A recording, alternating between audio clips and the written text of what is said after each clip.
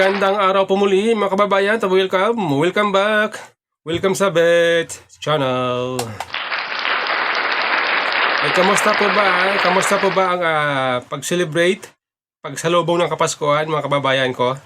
Ay alam po ninyo ay isa po sa pinakamahalaga sa atin. Higit sa anumang material na bagay. Yung mag-celebrate tayo na kasama natin ang ating pamilya, magulang, asawa, anak. Yan po ang mahalaga sa atin sa oras ng Christmas celebration, birthday, New Year. Yan po ang mahalaga sa atin. Pamilya ang una. Yan po ang kultura ng mga Pilipino, natin mga Pilipino. Kaya ako naisip ko itong mga kababayan natin na malayo sa kanila mga mahal sa buhay, yung mga OFW. Kasi sa kagustuhan nila mabigyan ng magandang future, magandang kinabukasan na kanilang pamilya, anak, sila po ay nagsasakripisyo sa ibang bansa.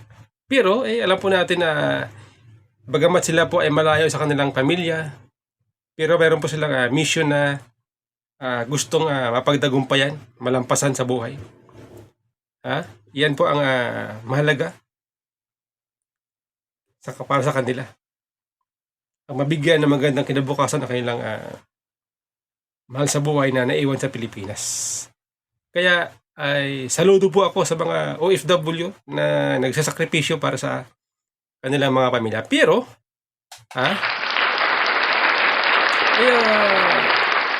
doon po sa ating mga kababayan na sa Pilipinas naman,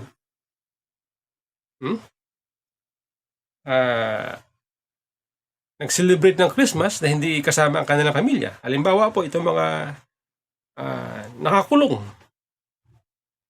na wala namang nilabag na batas. Okay? Sa kadahilanan na hindi lamang siya naka-attend ng hearings dahil siya ay nasa hospital,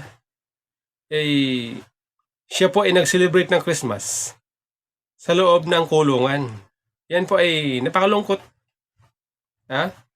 Dahil nandito ka sa Pilipinas, wala ka namang nilabag na batas.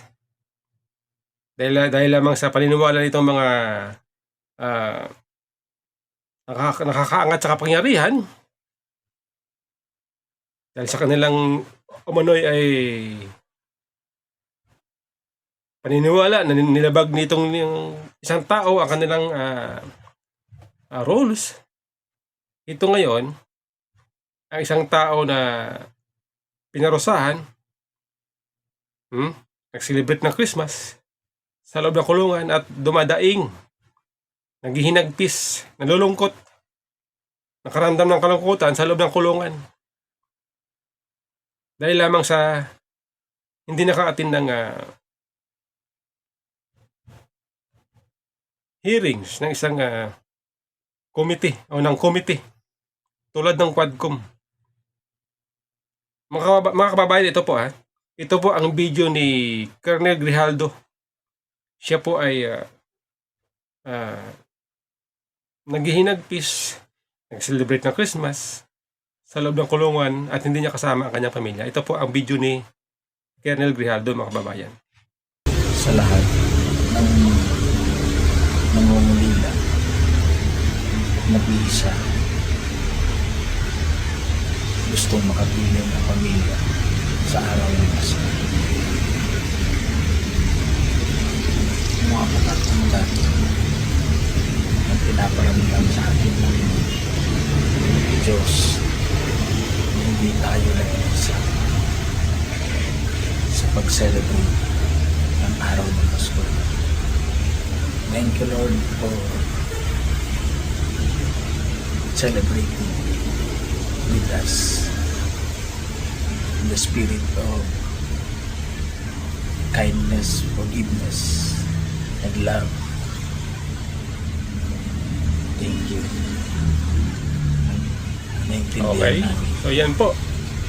Yan po ang madamdami na paghihinagpis nitong si Colonel Grijaldo Siya po ay nakaramdam ng kalungkutan sa oras ng Kapaskuhan. Siya po ay nakakulong, nag-celebrate ng Christmas, hindi niya kasama ang kanyang mahal sa buhay. Kaya po dito pala sa kanyang pagbigkas na mga madamdaming salita, tayo po ay naantig. Siyempre tayo po ay pamilyado din. Kaya ramdam po natin ang kanyang madamdaming. Kaya lang, dahil sa mga tao na nagsasabi na sila daw po ay pinagtatanggol ang karapatang pantao, pinagtatanggol ang mga maliliit, pinagtatanggol ang mga walang lakas, sumisigaw na sila daw ay nandirito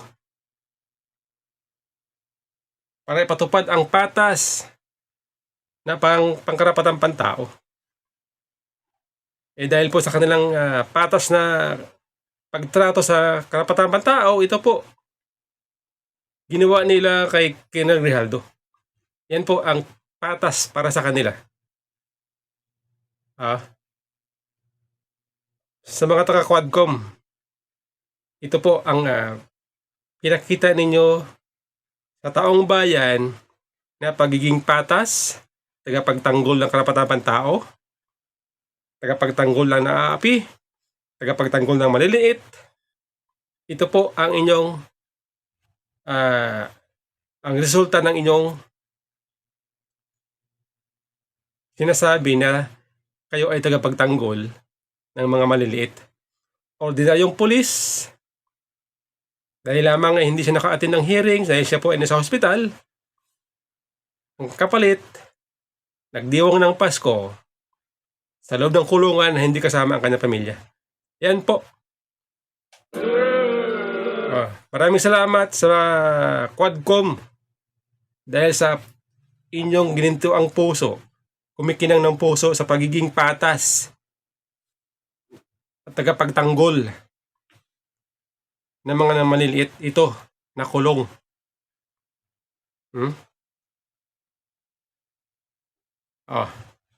Dito kasi kailangan gusto nito mga Quadcom, pasalamatan natin sila.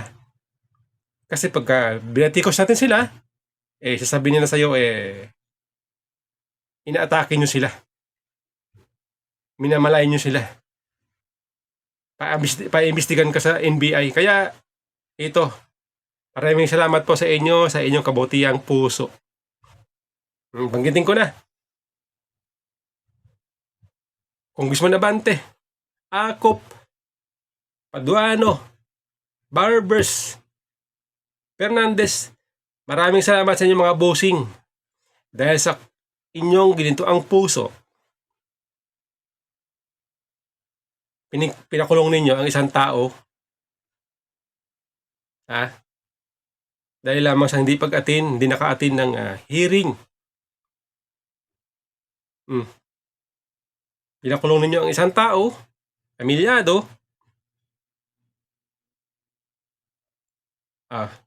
Maraming salamat sa inyo, mga bossing. Kayo pinasweldo namin.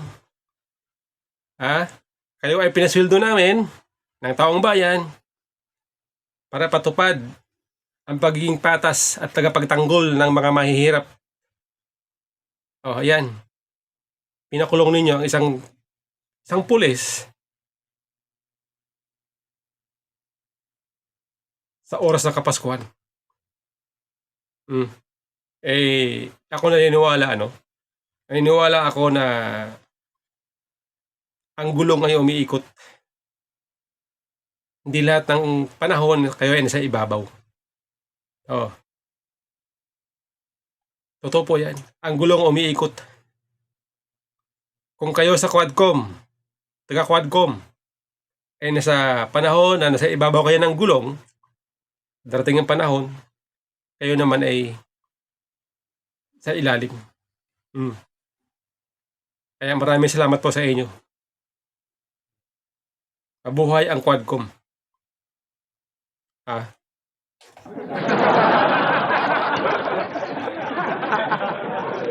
Kaya,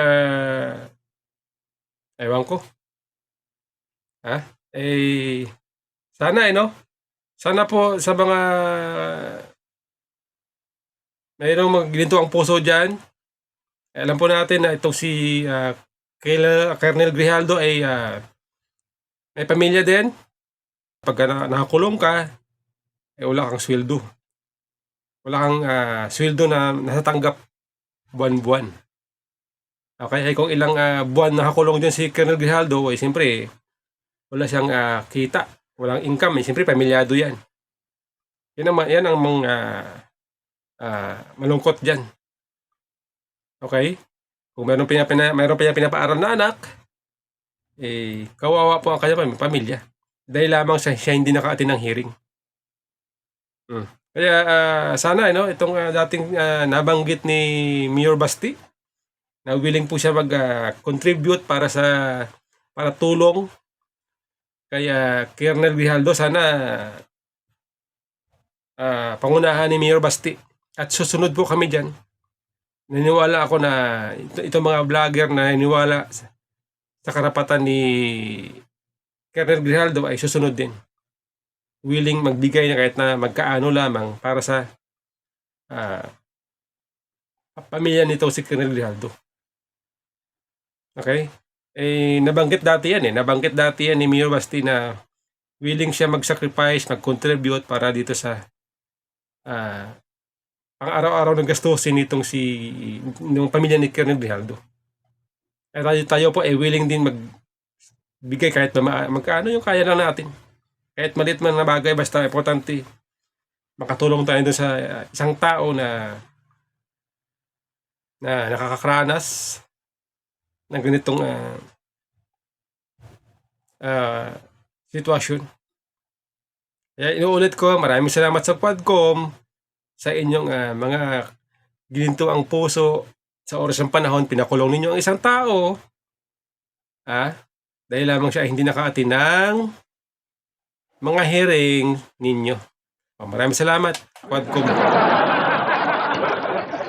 Ito po good news po tayo sapagkat ito pong isang tao na nangangarap na tumulong po sa ating bayan, sa ating kapwa Pilipino.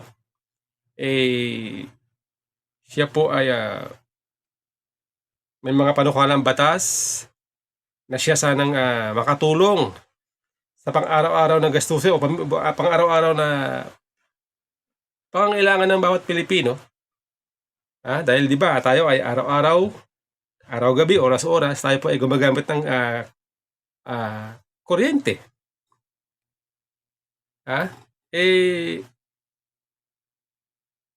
Lahat ng pagtitipid ginagawa natin para makatipid sa gastusin. Okay? Pero dahil sa mahal na konsumo sa kuryente, kung minsan yung iba sa atin ay hirap magbayad ng kanilang elektrisidad, kuryente. Marami po yan. Kasi ako pag nagbabayad ako ng kuryente, marami ako nakikita ng mga nakakasabay sa pagbabayad. Yung iba, ang kanilang electric bill 2 months. Yung iba naman meron ng mga disconnection na notice.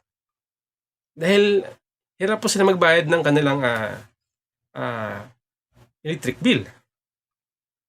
Kaya sana itong panukala ni Congressman Rodante Marcolita na ngayon ay tumatakbong senador ay napakaganda po sapagkat gusto po niyang amindahan ang APR law. Meron po siyang sa aking pagkakaalam, meron na po siyang panukalang batas na nakahain sa Kamara.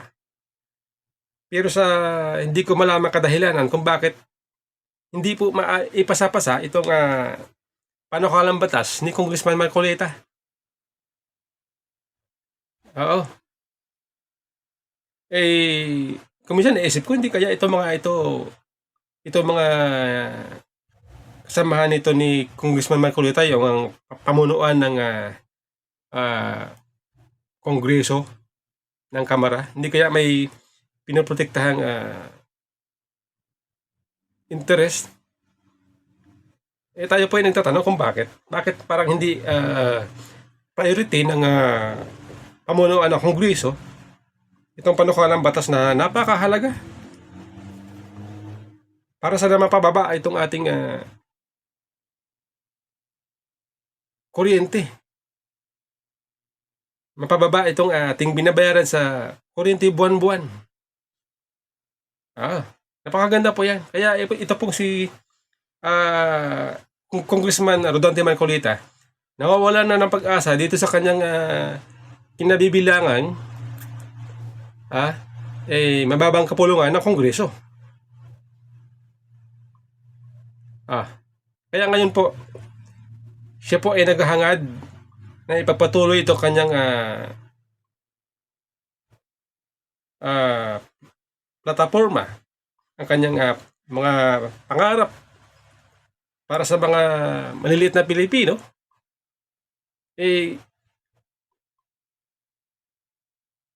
Siya po ay nagsasapalaran sa Senado. Baka sakaling dito may pagpatuloy niya, may sakatuparan niya ang kanyang pangako sa bayan. Ito mga kanyang mga panukalang batas. Baka po sa Senado matupad niya. Okay? Itong IPRA law, ilan na po yan sa mga panukalang batas ni Congressman Rodante Marcolita. Ito po ang video kung saan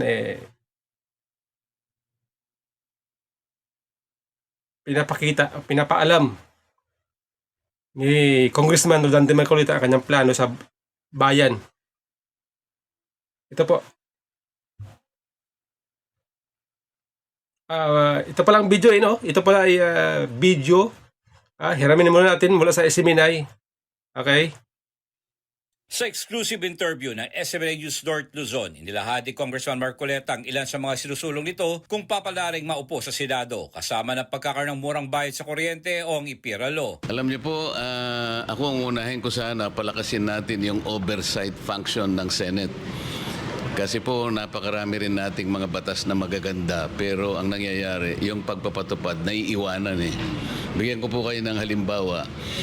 Yung tungkol sa EPIRA, yung pong EPIRA, ito yung ating batas sa elektrisidad na ni-reform in 2001. So 23 years ago, nagawa na yung batas na yon. Alam niyo po ba kung ano yung pinakalayunin ng batas na yon? Kailangan maibigay ang serbisyo ng kuryente sa mga mamamayang Pilipino sa abot kayang halaga. Batid din ng kongresista ang mababang allowance na natatanggap ng mga tanod sa barangay sa kabila ng sakripisyo nito para sa komunidad. Kaya naman nais itong bigyang halaga at taasan ang sweldong natatanggap ng mga kapitan at ng mga tanod sa barangay. Pangko. Baka hindi po nyo alam kung magkano ang general average po ng honorarium na tinatanggap ng isang kapitan. Kung wala po kayong idea, sasabihin ko sa inyo, 5,000 pesos. Yun po yung average. The range is between 5,000 pesos to 38,000 pesos, ang layo. So meron po akong ginawang panukalang batas na sana mapaglapit man lang natin yung 5,000 at saka 38,000. Ultimately, who knows, baka yung pong pasahod sa mga barangay workers maging minimum wage man lang. Can you imagine kung magkano tinatanggap ng tanod? Average tanod nationwide, 800 pesos. Okay, yan po Yan po ang napakagandang plano nitong si Congressman Marcolita. Kapag sakaling siya po ay manalo sa pagkasenador, ilan lang po yan sa kanyang plano na batas o batas na planong isulong sa Senado. Okay? Mahalaga po yan. Kuryente. May baba ang kuryente. Ito nga Po katulad po nitong system laws. Ito po base sa Power Philippines. To further know about one's electric bill, DOS or Distribution Utilities Defined System Laws It's two type and it's 3% inclusion in the electricity bill of an average household with 200 kWh power consumption per month. Okay? Ito po yung nakalagay dito. The second type of system loss. Non-technical losses are usually caused by electric theft, all up, pilferage, and are not entirely within the DOS control. DOS means distribution utility. Okay, so yan po ha. Yan po ang sinasabi natin na yung mga ninanakaw na electric yung mga ninanakaw na kuryente binabayaran natin, sinisingil sa atin na hindi naman natin ginagamit, hindi naman tayo may gawa, pero buwan-buwan binabayaran natin. Ay napaka injustice naman na hindi naman ikaw nakinabang pero nagbabayad ka kasama sa binabayaran mo buwan-buwan. Di ba dapat kung sino yung nagnanakaw, dapat siya ang magbabayad, siya ang sakripisyo. Parang napaka unfair sa atin po na nagbabayad buwan-buwan na wala ka namang ninanakaw na kuryente, nagbabayad ka. Di po ba? Napaka-unfair po niyan para sa atin. Dapat ang gawin nitong mga electric company, hulihin nila itong mga nagnanakaw, pagbabayarin nila, kung kailangan nila kasuhan nila. Di po ba? Kaysa ibang tao yung nagsasakripisyo sa pagbabayad buwan-buwan na wala naman ninanakaw. Hindi naman nagnakaw. Di ba? Kaya sana mabigyan ng pagkakataon itong si Rodante Marcolita sa Senado. Ito pa. Napakaganda rin ng kanyang panukala. Ito po ay para sa ating mga bantay bayan, mga barangay tanod. Okay? Nabanggit po ditong si Congressman Marcolita na plano po niyang isulong pagtataas ng income ng tanod. Akalaan nyo ba naman wala sa minimum?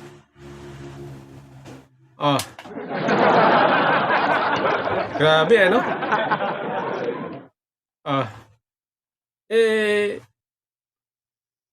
ito na po ang pagkakataon ng mga kababayan natin, mga bantay bayan, na mapansin naman kayo ng ating gobyerno sa katauhan nitong si Congressman Marcolita. Alam po niyo, mga kababayan, hindi po biro ang buhay ng isang barangay tanod, sapagkat ang kanila pong pinangangalagaan ay ang ating kaligtasan, peace and order. Sa pagtupad po ng kanilang tungkulin, nanganganib po ang kanilang buhay. Totoo po yan, marami na po mga tanod ang namatay dahil sa pagtupad ng kanilang tungkulin para pangalagaan ang taong bayan. Pero ito, kakapiranggot ng pala ang kanilang kinikita buwan-buwan. Isang unfair na naman ng trato ng ating gobyerno. Di ba itong ating bantay bayan, katuwang ng gobyerno para ipatupad ang peace and order sa ating bansa.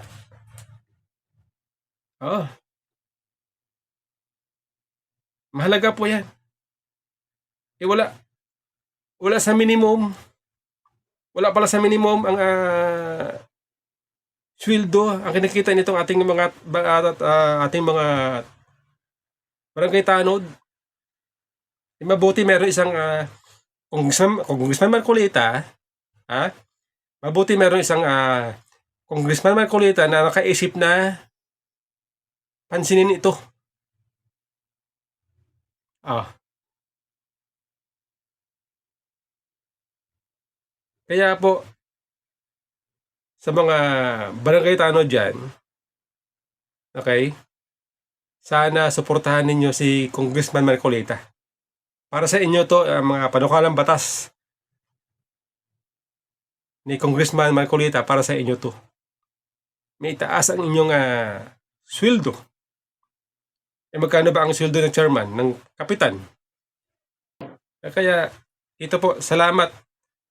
Kung Dante, salamat sa iyo dahil naisip mo ito. Kaya, sana no, ito ating mga kababayan, suportahan ninyo si Congressman Marcolita. Ito nga mga senador na hindi natin alam kung ano ang plano sa buhay. Anong plano sa bayan. Tumatakbo, hindi natin alam kung ano mga plataforma nila. Pero ito sila. Lumalabas sa mga survey.